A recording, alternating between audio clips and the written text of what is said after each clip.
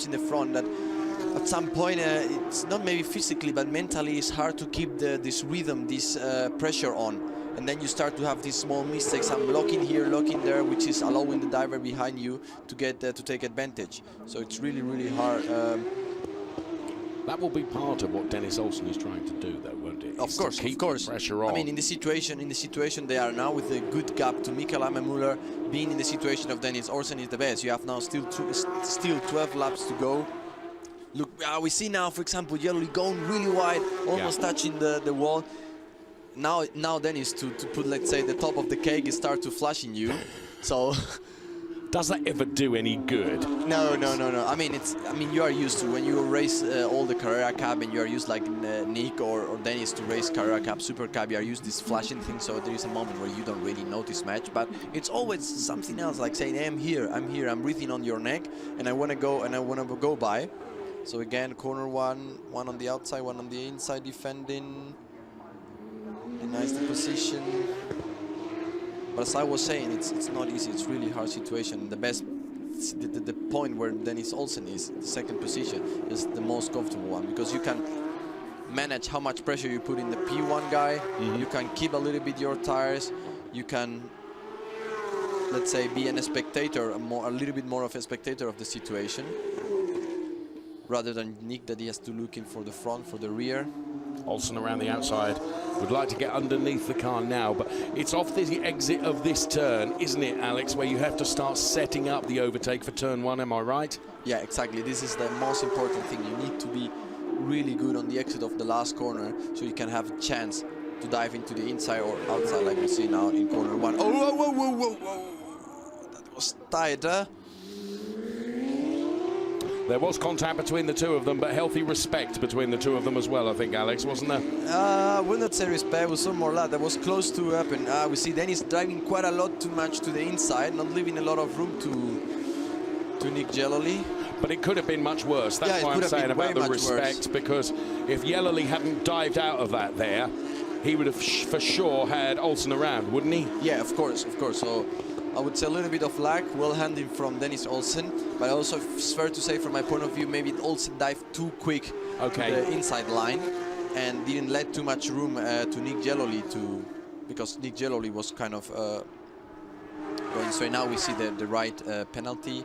Yeah, so Muller, who's currently P3, gets that 10-second time penalty added to his finish time for that jump start, and we assume that Christopher Zoechling is going to receive the same. And interestingly, of course, those two are both together.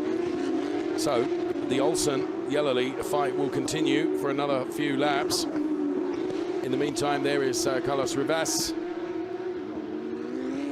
And right alongside Carlos Rivas is the Marius Naken car. And behind them is the Luca Rettenbacher machine.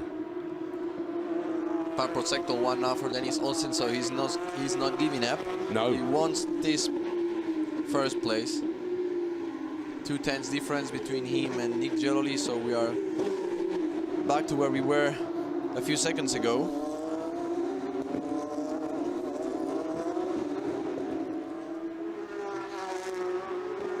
So there, the number 14 car that we watched there of Marius Naken then, as they cross the timing line.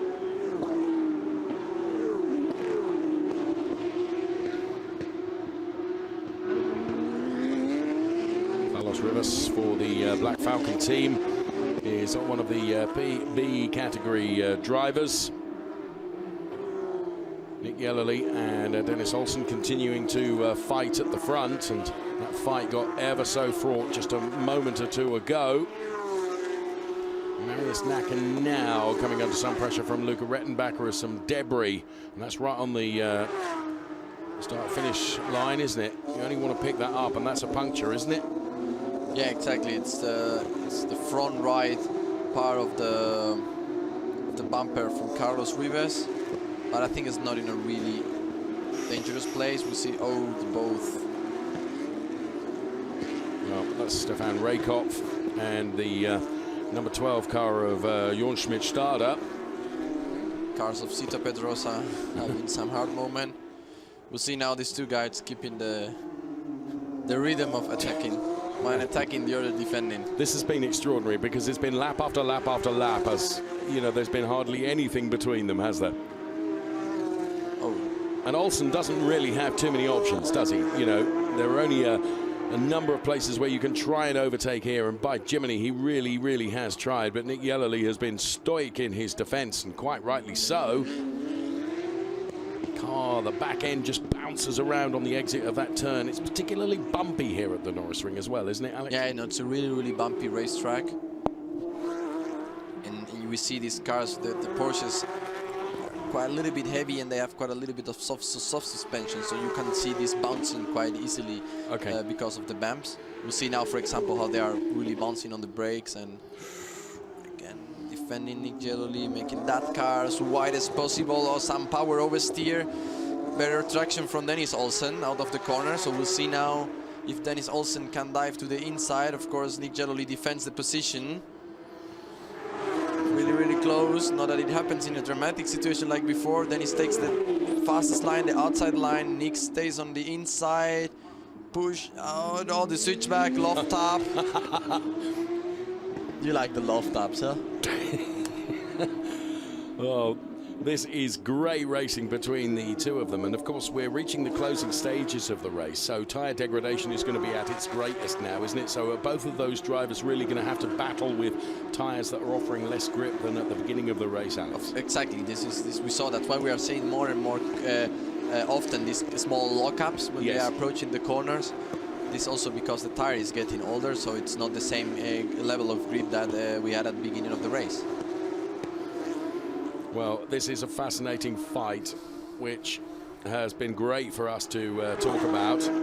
It's probably been immensely frustrating for Dennis Olsen, because whatever he has tried, and there you can see Franz Conrad shaking his head, because whatever Dennis Olsen has tried, for the moment, up until this point, Nick Yellerly has had it covered, hasn't he?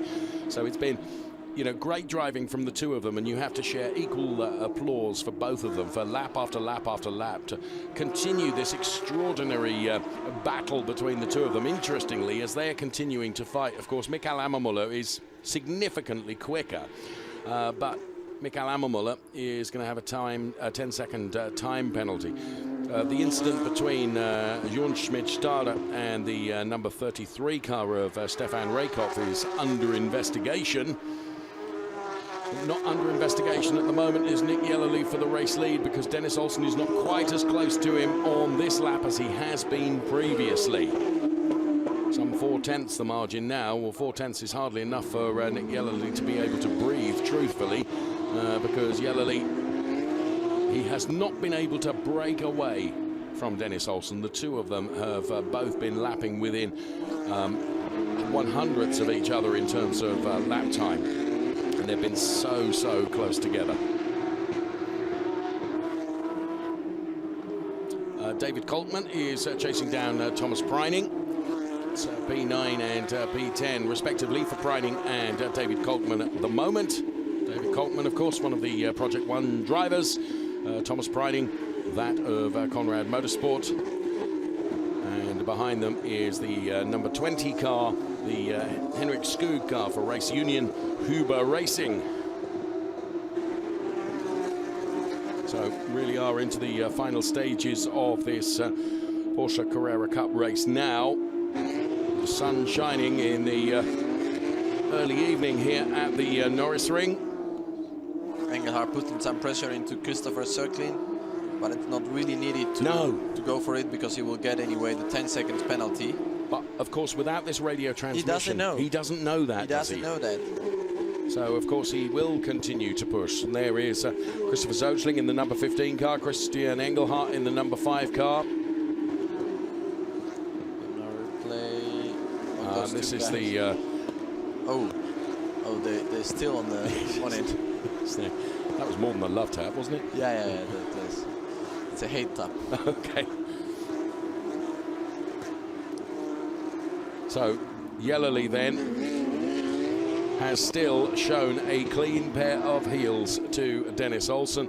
The margin between them is some 3/10. We are on the final lap. Nick Yellerly to be fair to him, really deserves to take what will be his first win in the Carrera Cup for 2017. Dennis Olsen, of course, has had, I think I'm right in saying, 4 wins thus far. And to bank points sometimes for a P2 is better than to go all out and bust for P1, isn't it? Isn't that the sensible approach? Nick Yellerly does take the win from Dennis Olsen, P2.